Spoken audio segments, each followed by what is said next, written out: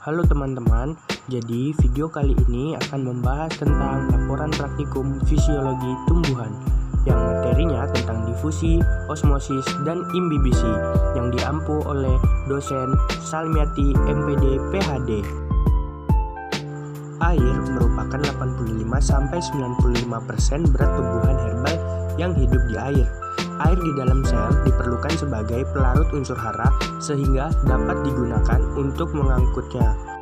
Konsep transportasi pada tumbuhan mengandung beberapa subkonsep, yaitu pengangkutan zat atau bahan melalui proses difusi, osmosis, dan imbibisi. Difusi sendiri memiliki arti perpindahan zat dari konsentrasi tinggi ke konsentrasi rendah. Sedangkan osmosis ialah perpindahan molekul larutan dari konsentrasi rendah ke konsentrasi tinggi melalui selaput membran. Dan yang terakhir, imbibisi merupakan proses penyerapan air dalam jumlah yang banyak pada suatu benih. Adapun tujuan praktikum kali ini ialah untuk mengetahui bagaimana terjadinya proses difusi, osmosis, dan imbibisi pada tumbuhan. Alat dan bahan yang digunakan pada praktikum ini ialah gelas plastik, gelas beker, tabung reaksi, neraca, pisau atau cutter, hot plate, spatula, dan cawan Petri. Sedangkan bahan yang digunakan ialah kentang, kacang kedelai, teh, aquades, dan larutan sukrosa. Adapun cara kerja praktikum ini dibagi menjadi 3 bagian. Yang pertama, proses difusi.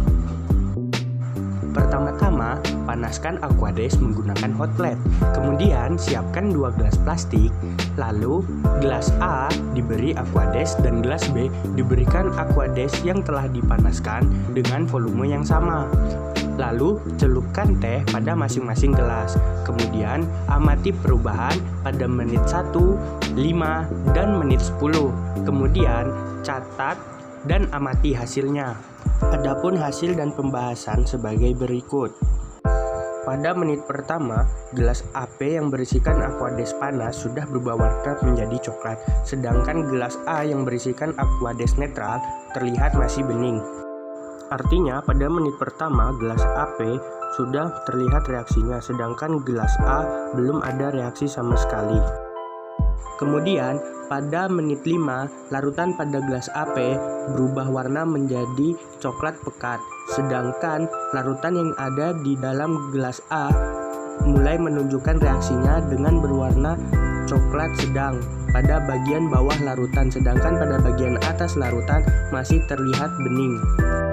Lalu, pada menit 10, larutan pada gelas AP berubah warna menjadi sangat pekat, sedangkan larutan pada gelas A berubah warna pada bagian bawahnya menjadi sangat pekat, sedangkan pada bagian atasnya tidak terlalu coklat atau masih terlihat bening.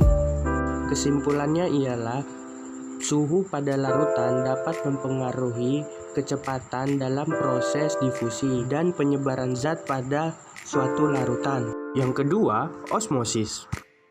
Pertama-tama, kupas kentang dan potong kentang menjadi 2 potongan dengan panjang 5 cm dan ketebalan 1 cm. Kemudian kentang ditimbang dan dicatat hasilnya. Kemudian siapkan 2 gelas plastik.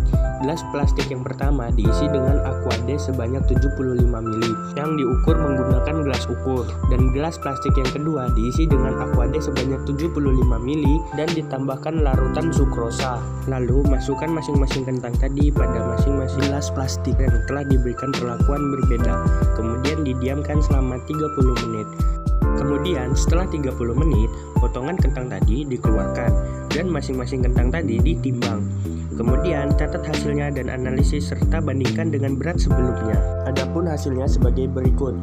Pada gelas yang A yang berisikan aquades sebanyak 75 ml memiliki memiliki bobot kentang 8,865 gram dan setelah direndam memiliki bobot 9,21 gram. Sedangkan pada gelas yang B yang berisikan larutan sukrosa sebanyak 10 ml dan aquades sebanyak 75 ml memiliki bobot kentang di awal 8,765 gram dan setelah direndam memiliki bobot 9,39 gram. Jadi kesimpulannya ialah larutan sukrosa dapat mempengaruhi resapan dan luas permukaan membran pada kentang setelah direndam dan didiamkan selama 30 menit. Selanjutnya yang ketiga, imbibisi. Adapun cara kerjanya sebagai berikut. Pertama-tama, siapkan 6 buah tabung reaksi. Setelah itu, timbang 5 biji kacang kedelai sebanyak 6 kali dengan kacang kedelai yang berbeda. Lalu, masing-masing kacang kedelai dimasukkan ke dalam tabung reaksi. Masing-masing tabung reaksi berisi 5 kacang kedelai. Setiap tabung reaksi diberikan 3 perlakuan yang berbeda. Perlakuan pertama diberikan aquades sebanyak 30 ml. Perlakuan kedua diberikan larutan sukrosa dengan konsentrasi 0,5 molar sebanyak 30 ml. Dan perlakuan yang ketiga diberikan larutan sukrosa dengan konsentrasi 1 molar sebanyak 30 ml. Lalu didiamkan selama 1 jam. Setelah 1 jam, timbang kembali berat dari kacang kedelai. Kemudian catat dan bandingkan berat akhir dan berat awal pada kacang kedelai. Hasil imbibisi dapat dilihat pada gambar ini. Dapat dilihat pada gambar, tabung reaksi yang berisikan aquades berkodekan A1 dan A2 memiliki bobot biji 0,97 dan 0,79 dan setelah direndam dan didiamkan memiliki bobot 1,50 dan 1,55. Sedangkan tabung reaksi yang berisikan larutan sukrosa dengan konsentrasi 0,5 molar berkodekan B1 dan B2 memiliki bobot biji 0,82 dan 0,86 dan setelah didiamkan dan direndam selama 1 jam memiliki jumlah bobot 1,73 dan 1,70. Kemudian tabung reaksi yang berisikan larutan sukrosa dengan konsentrasi 1 molar dan kacang kedelai sebanyak 5 biji dengan kode C1 dan C2 memiliki bobot kacang 0,96 dan 0,89. Setelah didiamkan dan direndam selama 1 jam memiliki jumlah bobot 1,85 dan 1,77. Kesimpulan pada praktikum imbibisi ini ialah larutan sukrosa dapat mempengaruhi proses penyerapan pada kacang kedelai. Semakin tinggi konsentrasi pada larutan sukrosa, maka semakin tinggi pula penyerapan yang terjadi pada kacang kedelai.